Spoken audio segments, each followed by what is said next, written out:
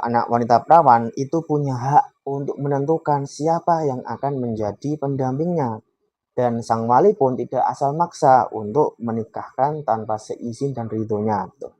Bahkan Sayyidah Aisyah itu pernah meriwayatkan dalam sebuah hadis, intinya adalah ada seorang wanita yang mengadu pada Nabi terkait ayahnya yang menikahkannya secara paksa dengan lelaki yang ia benci.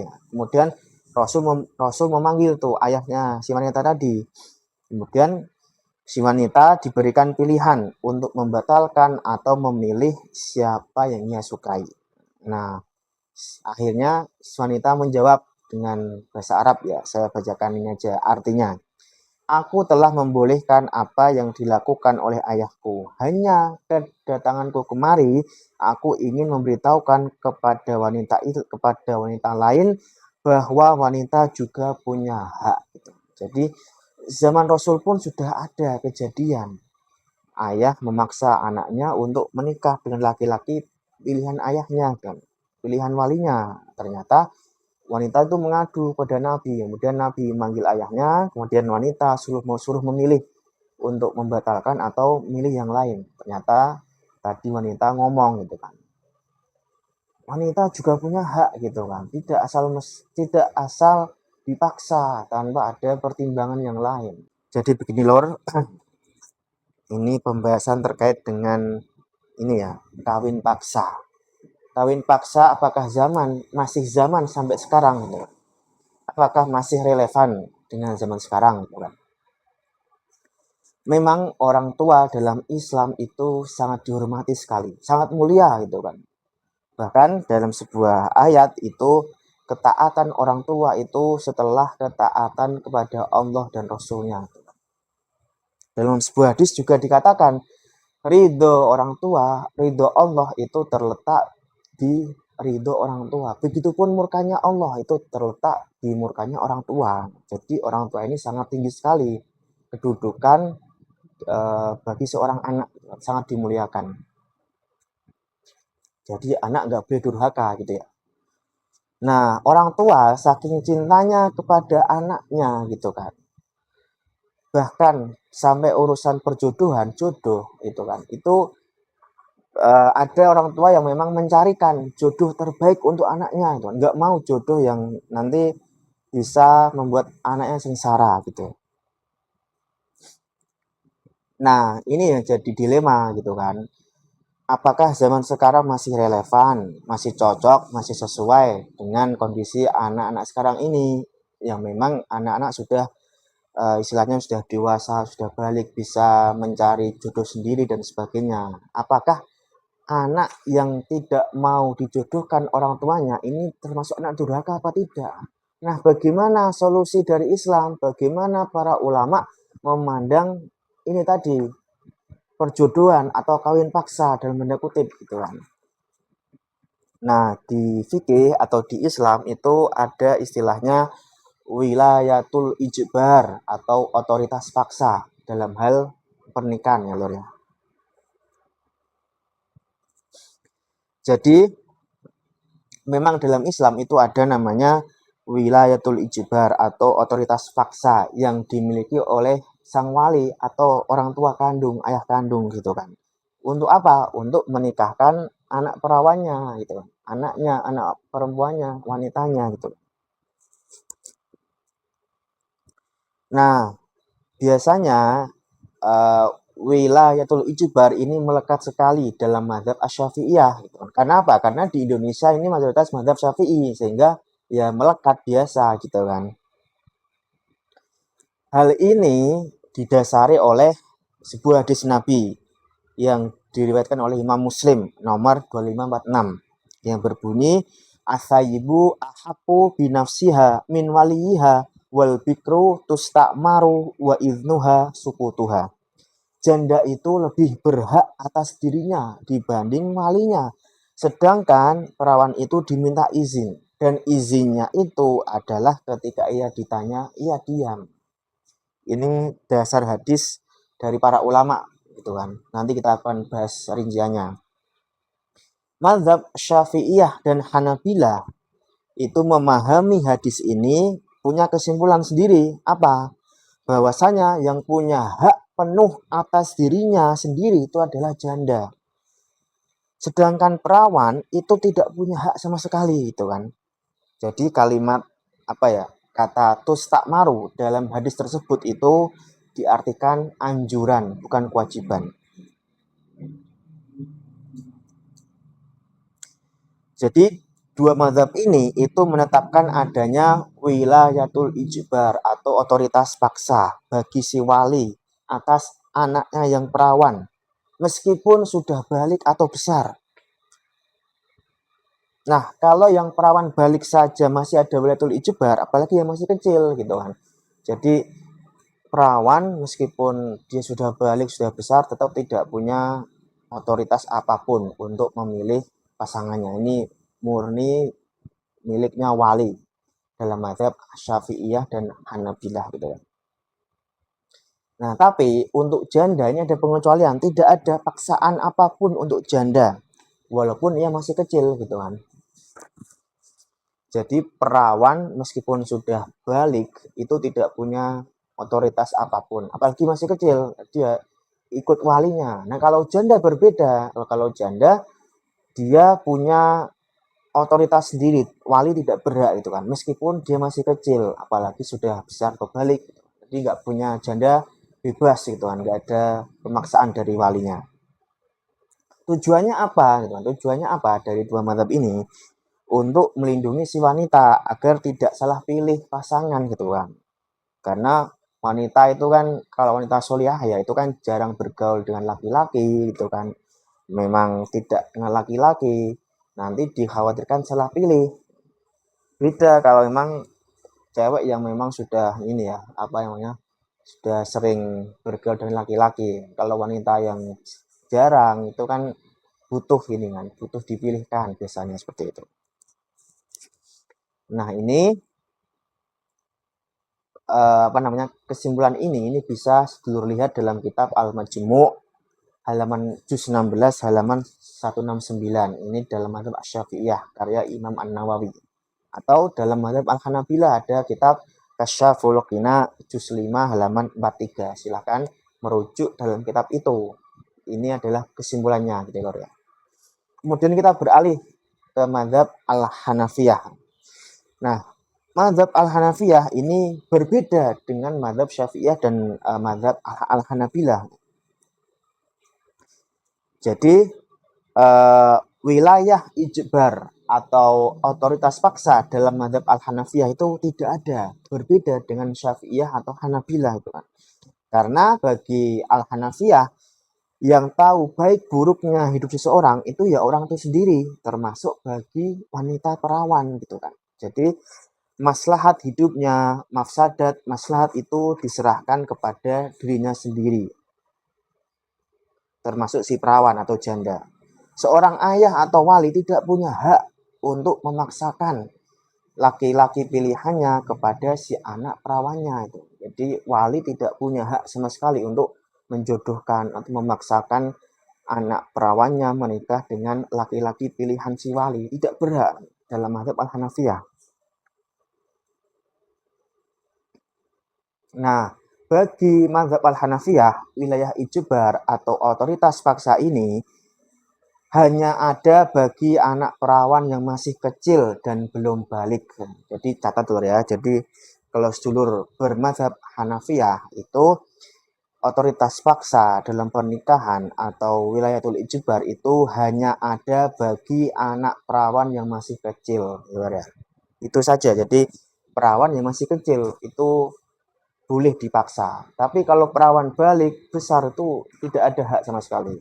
Apalagi janda ya, bebas lagi gitu kan. Jadi yang punya wilayatul ijbar itu hanya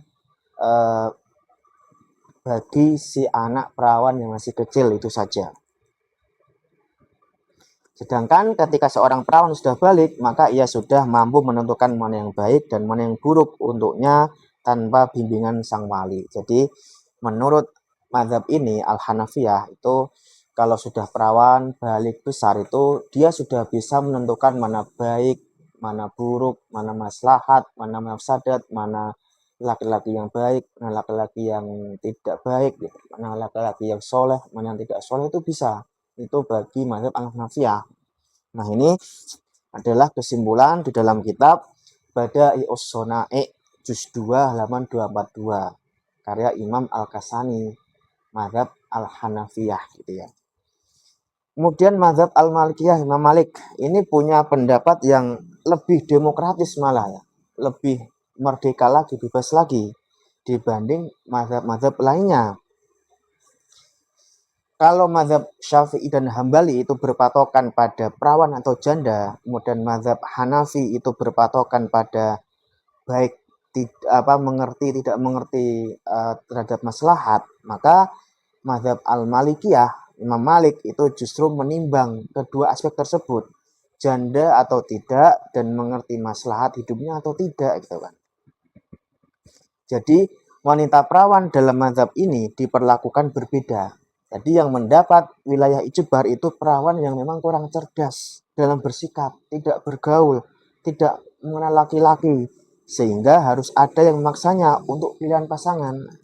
Jadi wanita perawan yang kurang cerdas dalam bersikap, kemudian kurang bergaul, kemudian kurang mengerti laki-laki seperti apa, itu dalam mazhab Malikiyah, Imam Malik itu justru harus dipaksa. Sang wali memiliki otoritas memaksa untuk dipilihkan laki-laki yang lain, gitu kan. Sedangkan wanita yang rosyidah, yang cerdas, mandiri, dan bisa mengerti mana yang baik, mana yang buruk untuk dirinya, gitu, maka ia dibebaskan untuk memilih sendiri calon pendampingnya. Nah, bagi perawan yang cerdas dalam bersikap, kemudian mandiri, bisa memilih mana ini baik dan buruk, mana maslahat, mana mafsadat, itu silakan dibebaskan untuk memilih sendiri calon pendampingnya, gitu kan. Ini dalam mazhab Al-Malikiyah. Begitupun juga janda, gitu kan. Janda dalam mazhab ini, kalau ia masih kecil dan tidak mengerti dalam perihal kemaslahatan hidupnya, maka orang tuanya boleh melakukan ijbar nikah untuknya. Jadi janda pun dalam mazhab Al-Malikiyah, kalau dia masih kecil, kemudian belum mengerti apapun tentang baik buruk, maslahat, mafsadat tentang hidupnya, maka sang wali boleh memaksa untuk menikah dengan pasangan yang dipilihkan, gitu kan. Ini lebih demokratis dibanding mazhab yang lain. Tapi kalau yang jandanya sudah balik, sudah besar, kemudian sudah mengerti maslahat, sudah mengerti mafsadat, ya silakan bebas itu. Nah, ini terekam dalam kitab Hasyiah Ad-Dusuki juz 2 halaman 244 karya Imam Ad-Dusuki Al-Maliki. Yang terakhir, syarat ijbar, syarat pemaksaan. Jadi kalau kita melihat tadi penjelasan imam mazhab itu kan, mazhab Syafi'iyah yang paling menonjol itu terkesan otoriter ya Lor ya, otoriter karena yang perawan itu tidak boleh memilih sendiri, tidak ada pilihan kecuali dipaksa oleh walinya, oleh orang tuanya supaya menikah dengan laki-laki pilihan orang tuanya. Itu terkesan otoriter, gitu ya. Ternyata dalam mazhab ini itu kalau ingin memaksa perawan, memaksa anaknya untuk menikah, itu ada syaratnya Lor ya, ada syaratnya. Tidak serta-merta orang tua itu memaksa, ya, meskipun dalam mazhab Syafi'i itu boleh memaksa. Tapi harus memenuhi ini syarat, 7 syarat. Ini dijelaskan oleh Imam Asy-Syirbini dalam kitab Al-Iqna, gitu, juz 2 halaman 415. Syarat pertama itu adalah tidak ada permusuhan antara ayah atau wali atau pemaksa dengan anak perawannya. Jadi antara wali ayahnya itu dengan anak perawannya tidak ada permusuhan, tidak ada ini ya, tidak ada perselisihan, akur, damai, gitu kan. Pertama. Yang kedua, calon lelakinya haruslah yang sekufu atau sederajat, harus sekufu sederajat. Ya mungkin sederajat dalam strata sosial, kemudian agamanya dan sebagainya. Dan yang ketiga, mahar yang diberikan harus dengan mahar misli. Maksudnya adalah nilainya sama seperti kakak atau adik si wanita atau wanita yang punya strata sosial yang sama. Yang keempat, mahar harus dengan mata uang setempat. Misalkan di Indonesia ya pakai rupiah gitu kan. Kalau di Malaysia ya pakai ringgit, jangan pakai dolar, malah pakai dolar atau pakai apa gitu. Harus dengan mata uang setempat. Yang kelima, calon laki harus yang mampu bayar mahar. Jadi harus cari laki-laki yang mampu bayar mahar. Jangan sampai carikan calon malah laki-lakinya nggak mampu untuk untuk ngasih mahar ke istrinya gitu kan. Yang keenam, tidak boleh menikahkan dengan laki-laki yang justru bisa merugikannya, seperti laki-laki yang punya penyakit, sudah berumur tua, atau cacat fisik atau mental. Jadi kalau mau memaksa anaknya untuk menikahkan dengan laki-laki pilihan orang tua atau wali, maka harus dicarikan laki-laki yang setidaknya tidak punya penyakit, kemudian masih muda, tidak berumur tua gitu kan. Kemudian tidak cacat fisik maupun mental, harus prima gitu kan, harus segar, bugar, sehat gitu. Dan yang ketujuh, calon lelaki tidak sedang dalam kewajiban nusuk haji, tidak sedang dalam ibadah haji lah gitu. Jadi sejatinya dalam mazhab Asy-Syafi'iyah itu sang wali tidak bisa main asal paksa. Jadi kalau sedulur tahu penjelasan ini, kita akan mengerti, oh ternyata dalam mazhab Syafi'i itu tidak asal main memaksa, tidak asal maksa gitu kan, tidak asal maksa perawan atau anak perempuan untuk dijodohkan dengan orang lain gitu kan. Harus memenuhi syarat ijbar tadi dan juga harus istilahnya meminta izin dari si anak perawan tadi. Jadi di sini jelas bahwasanya anak wanita perawan itu punya hak untuk menentukan siapa yang akan menjadi pendampingnya. Dan sang wali pun tidak asal maksa untuk menikahkan tanpa seizin dan ridhonya. Bahkan Sayyidah Aisyah itu pernah meriwayatkan dalam sebuah hadis, intinya adalah ada seorang wanita yang mengadu kepada Nabi terkait ayahnya yang menikahkannya secara paksa dengan lelaki yang ia benci. Kemudian Rasul memanggil tuh ayahnya si wanita tadi. Kemudian si wanita diberikan pilihan untuk membatalkan atau memilih siapa yang ia sukai. Nah, akhirnya si wanita menjawab dengan bahasa Arab ya, saya bacakan ini aja artinya. Aku telah membolehkan apa yang dilakukan oleh ayahku. Hanya kedatanganku kemari, aku ingin memberitahukan kepada wanita lain bahwa wanita juga punya hak. Jadi zaman Rasul pun sudah ada kejadian ayah memaksa anaknya untuk menikah dengan laki-laki pilihan ayahnya kan, pilihan walinya. Ternyata wanita itu mengadu pada Nabi, kemudian Nabi manggil ayahnya, kemudian wanita suruh memilih untuk membatalkan atau milih yang lain. Ternyata tadi wanita ngomong gitu kan. Wanita juga punya hak gitu kan, tidak asal dipaksa tanpa ada pertimbangan yang lain. Ini lor, ini adalah pembahasan khusus terkait tadi ijbar, syarat atau kawin paksa. Boleh tidak memaksakan pernikahan anak perempuan dengan laki-laki lain pilihan walinya atau menjodohkan, boleh tidak itu.